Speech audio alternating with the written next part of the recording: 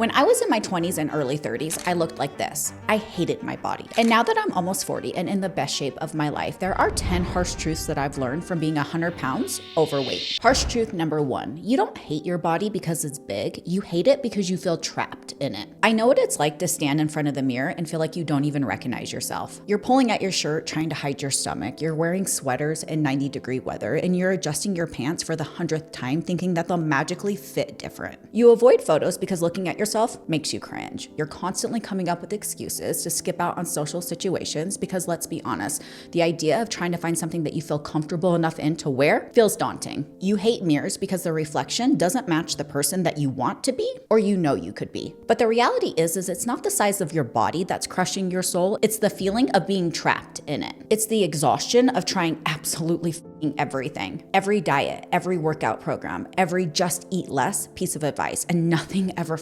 changes. It's the frustration of waking up and convincing yourself that today is the day, only to crawl back into bed defeated because you couldn't stick to yet another impossible plan. You feel trapped, and that's the worst part, because when you feel trapped, you don't just hate your body, you start to hate yourself. And I know that this may not be what you want to hear, especially when you're overweight and you feel desperate, but your weight does not define your worth, and it sure as does not define what you're capable of. You're stuck, and it's not from a lack of discipline, it's from a lack of direction, because you're focusing on the wrong things. You're hyper-obsessing over the end outcome, which for most of you typically tends to be a goal number. I need you to stop obsessing over the outcome and start obsessing over the actions that lead to that outcome. And those actions come from cultivating values that are in alignment with the person that you want to become. Call it cliche, call it cheesy, but I can assure you that freedom isn't a smaller size. Freedom comes from taking back control of your life. And you can't find freedom when you're trapped, consistently falling back into old limiting habits, patterns, and beliefs that are keeping you stuck. So stop punishing yourself with diets that make you miserable and workouts that you hate. You and I both know that you can't stay consistent with that shit anyways. This comes down to showing up for yourself in small, consistent ways that actually make a difference. Start small, drink more water, not because it's gonna magically make you skinny, but because it's gonna make you feel better. Aim for at least 8,500 steps a day, not because walking will magically burn off yesterday's pizza, but because it clears your head and you're moving your body in a way that feels good. Eat meals that leave you feeling satisfied, not starving, because you deserve to feel nourished, not punished. And I can assure you, coming from the girl who's tried every single dog shit, low calorie, cookie cutter bullshit program out there that never works long term,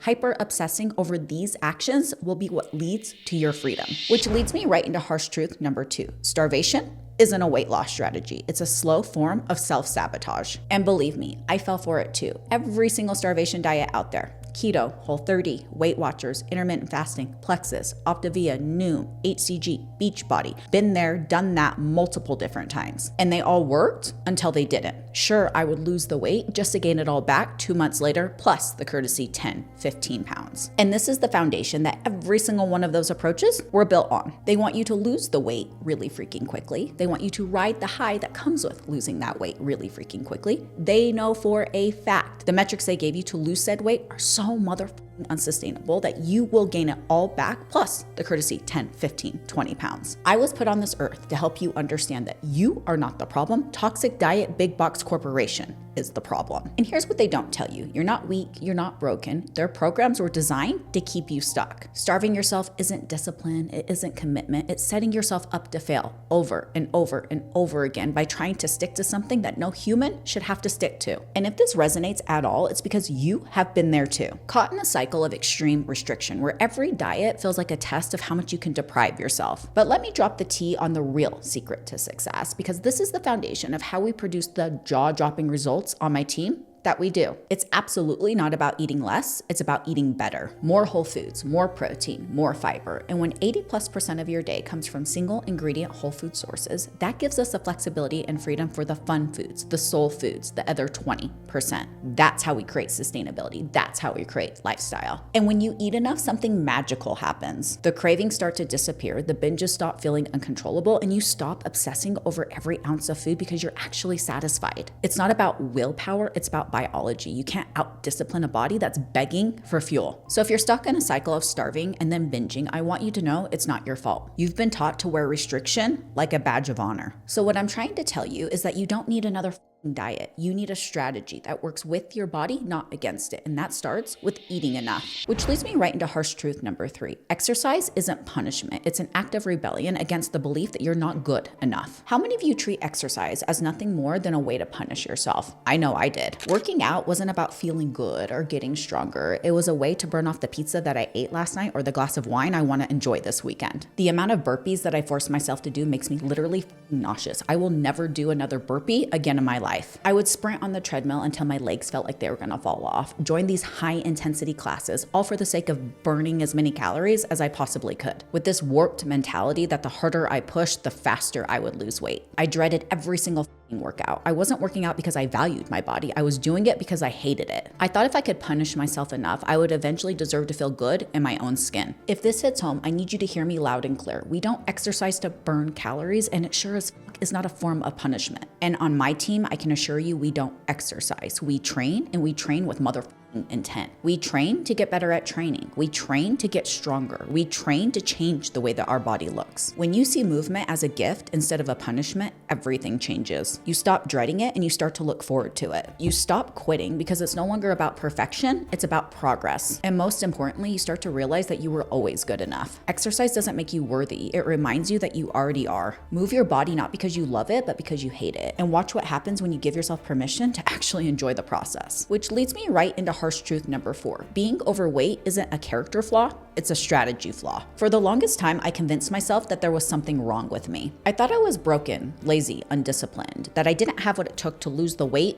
and actually keep it off. But the reality is I didn't lack discipline. I was so fucking disciplined to do the shit day in and day out that kept me stuck. I lacked direction. And let's be honest, most people, including myself for a period of time, are taking direction from 23-year-old fitness Felicia, who has a body that they swoon over, but probably still has breast milk on her breath. She supports this idea that losing weight is about eating as little as you possibly can and driving your body into the ground with crazy excessive amounts of exercise. She doesn't know different, which conditions you to chase quick fixes, jumping from one fad diet to the next. And we both know that you're not staying consistent long enough to see results from that, because you've been sold on this idea that your success depends on how badly you want it, as if sheer willpower alone can outsmart bad information. But let me give you something better, a plan that actually works. 1, for the next week, I want you to track everything that you eat without judgment. No good foods, no bad foods, just data. This isn't about guilt, it's about awareness. 2, look for patterns. Are you skipping meals and then overeating at night? Are you not eating enough protein and relying too much on snacks to get you through the day? Awareness is gonna help you identify what's working and what's not. And 3, once you know where you're starting, begin by making small, manageable changes. Add an extra serving of protein to your meals. Drink more water. Move your body in a way that feels good. Stop trying to overhaul your entire life in a week. It's this all or nothing mentality that produces all or nothing results. You don't need another crash diet. You don't need to wake up tomorrow as a brand new person. You need a fucking strategy. But most importantly, you need to let go of the shame that's been holding you back. Being overweight isn't a reflection of your character. It's not a sign that you're not good enough. It's simply a sign that the tools that you've been using aren't the right ones, which leads me right into harsh truth number 5. You are not chasing a fucking number, you're chasing a look. And the amount of women that I see that never move their needle forward because the scale has a complete and total chokehold on them breaks my heart. And I can assure you, until you can use the scale as a piece of data and operate out of logic instead of emotion, you will continue to drive yourself into the ground. And coming from somebody who's been 100 pounds overweight and also somebody who's built their dream body, that dream body that you're after weighs a fuck ton more than you think that it does. If you allow the scale to dictate your success, you are giving it way too much power. Here's what you need to do instead. 1, take progress pictures. You don't have to show them to anyone, but I promise you the camera will show you things that the scale never will. 2, measure inches. Grab a tape measure and track your waist, hips, thighs, arms. This is where you're gonna see real progress even if the scale isn't budging. But pro tip, make sure that you're measuring in the same exact place week in and week out. 3, pay attention to how your clothes fit. Are your jeans sliding on easier? You don't have to jump up and down 5 times to slide them over your ass. Does that shirt feel looser? Can you actually zip up that jacket that's been in the back of your closet? Those are the wins worth celebrating. And last but not least, please, for the love of God, notice the non-scale victories. More energy, you feel stronger in your workouts, you're sleeping better. These changes are proof that what you're doing is working. So please stop putting all of your energy and all of your effort into a piece of metal that you stand on that tells you your relationship to gravity. And I understand that it's simple to talk about, not necessarily easy to execute, but this is the only way you will ever build your dream body. Which leads me to harsh truth number 6. Food isn't the enemy, it's the solution. For years, I tried to convince myself that food was the enemy, and it was a battle I couldn't win. I thought if I could just eat less or eat clean or eat healthy, then I would lose the weight and actually keep it off. So I started labeling everything, assigning emotion to absolutely everything. Broccoli good, bread bad. I restricted myself to the point where meals felt like a chore, bland, boring, and so fucking unsatisfying. And what did that do? Well, it led to my binge every single fucking time. I landed face first into the cheesecake. If this story feels painfully familiar, I need you to understand that food is not the enemy. It is quite literally the catalyst and vehicle to get you where you want to go. The reason that you feel out of control around food isn't because you lack willpower. It's because you're stuck in a cycle of restriction and guilt. The more you restrict, the more you crave. The more you crave, the more likely you are to binge. And the more you binge, the more guilty you feel. It's a vicious cycle, and it's one where labeling food keeps you trapped in. So how do you break free? Well, you stop assigning emotion to food. It's not good or bad. It's something that fuels your body, supports your goals, and brings you joy. I don't want to know a life without cookies or bread or pasta. You shouldn't either. So what exactly does this look like? Number one, I need you to practice the 80-20 rule. 80% of your day needs to come from single ingredient whole food sources. The other 20% is where the fun foods, the soul foods, as we call them on my team, come into play. Number two, eat meals that satisfy you. Stop trying to eat like a fucking bird with boring, unflavorless meals. Eat food that you actually enjoy eating. Number three, listen to your body. Are you actually hungry, or are you eating out of boredom, stress, habit? Learning to own and recognize your hunger and fullness cues is crucial. And last but not least, give yourself permission to enjoy the food. If I hear one more fitness influencer preach that food is just fuel, I'm gonna lose my motherfucking mind. While yes, food is fuel coming from the girl that likes to lift a lot of really heavy shit, food is also social. It's entertainment. It's enjoyment. I mean, come on. Do you really want to live life with that kind of mentality and restriction? Food isn't your enemy, it's your ally, and it's time you start treating it that way. Which leads me right into harsh truth number 7. Self-loathing won't lead to a body that you love. It will keep you stuck in one that you hate. I convinced myself that hating my body would motivate me enough to change it. Every single time I looked in the mirror, I picked myself apart. My stomach, my arms, my thighs. Like shaming myself enough would magically make me find the motivation to get rid of a body that I hated so much. But here's the thing, they don't tell you what shame actually does to you. It doesn't fire you up or push you forward, it drags you down. Shame is a terrible motivator. It might work in the short term for a few days or a few weeks, but it is not sustainable. You cannot build a body that you love while tearing yourself down in the process. Lean in, let me repeat that. Let this sink in. You cannot build a body that you love while tearing yourself down in the process. What you actually need is A, compassion for where you're at now. You don't have to love your body today, but you do need to respect it enough to take care of it. B, a focus on progress, not punishment. Stop chasing perfection. It's the pot of gold at the end of the rainbow. It doesn't fucking exist. Start chasing small, consistent wins. And C, the belief that you're actually worth the effort. You're not fixing yourself because you're broken. You're building something because you deserve better. And when you stop focusing on the hate and start focusing on the process, here's what happens. You start treating your body like a partner, not an enemy. You feed it well, you move it regularly, and you rest when it needs it. Not because you hate it, but because you're working together towards a common goal. You realize that this journey does not have to suck your soul, and you start to see the progress beyond the mirror. You have more energy, you sleep better, and you notice the confidence that comes from showing up for yourself. So if you're stuck in the self-loathing cycle, here's how you're gonna break free. 1, rewrite your narrative. Instead of saying, I hate my body, say, I'm working on my body. The words you use matter, and they matter a lot. 2, I want you to focus on what your body can do, not just how it looks. And I know that this can be challenging, but strength, endurance, flexibility, these are all things to celebrate. And number 3, I need you to take this one step at a time. Stop trying to flip your whole world upside down. You're giving up before you even give yourself a chance to succeed. You don't have to hate your body into submission. You can love it into transformation. Which leads me right into harsh truth number 8. Your all or nothing mindset is the reason you're stuck. The all or nothing mentality that produces all or nothing results. If this feels like your story, it's because we've been conditioned to believe that perfection is the only way to succeed. Perfection isn't sustainable. Nobody can be on 100% of the time. Life happens, and that's just the reality of the situation. And when you aim for perfection, every slip up feels like a failure. And that shame is what drives you to give up entirely. And here's the thing, progress doesn't live in extremes, it lives in the middle. So how exactly do you ditch the all or nothing mindset? 1, I need you to redefine success. Success isn't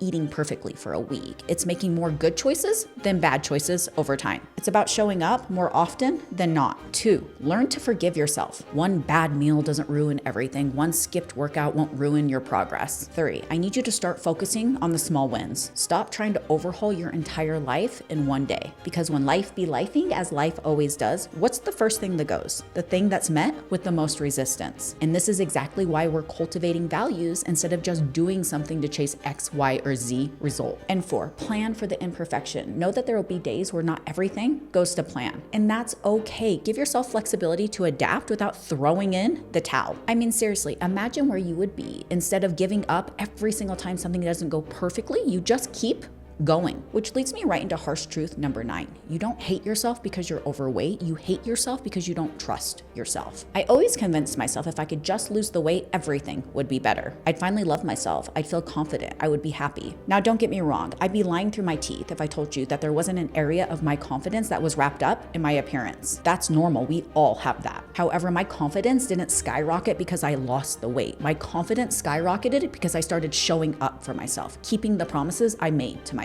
It's not your weight that's holding you back. It's the broken trust that you've built with yourself over time. You've taught yourself through every broken promise that you can't rely on your own word. You need to rebuild that trust. And it starts with making smaller promises, ones that you know you can keep and following through with them. You cannot love somebody if you do not trust them. Love cannot exist without trust. And we've already talked about this. You are not going to hate yourself skinny. It's not going to happen. When you trust yourself, everything else gets easier. And that confidence that you're chasing comes when you prove to yourself day in and day out that you can rely on you. Which leads me right into harsh truth number 10. Diets are temporary and so are their results. I gained and lost the same 80 to 100 pounds 6 or 7 times. I quite literally lost track from all of these magic diets. I was constantly chasing results that never lasted. Diets are designed to get you results fast, not forever. I mean, think about it. A diet that convinces you to cut out entire food groups isn't something that you can stick to for life. A plan that leaves you starving and miserable isn't going to work when life gets busy and stressful. A program that only focuses on the scale doesn't teach you how to build a body and lifestyle that you love. Diets fail because they're built on deprivation, restriction, and unrealistic expectations. They're temporary by design, and when something is temporary, so are the results. So how do you break the cycle? Well, you stop dieting. Focus on eating enough for your body, your goals, your metabolism, not less. Move your body in ways that feel good, ways that you enjoy. Training that's actually in alignment with your end goal. Ditch the deadline mentality. It's not fucking serving you. Measure progress beyond the scale. And last but not least, be patient. This is the framework of how we drive the jaw-dropping results on my team, along with working with a coach who truly understands the female body, metabolism, hormones. And I'm about to call it like I see it. The next diet that you attempt is putting a Band-Aid on an open wound. It may work temporarily, but eventually you're going to start bleeding out. And I can assure you right now, until this becomes who you are instead of just what you do to chase X, Y, or Z result, well, you're going to continue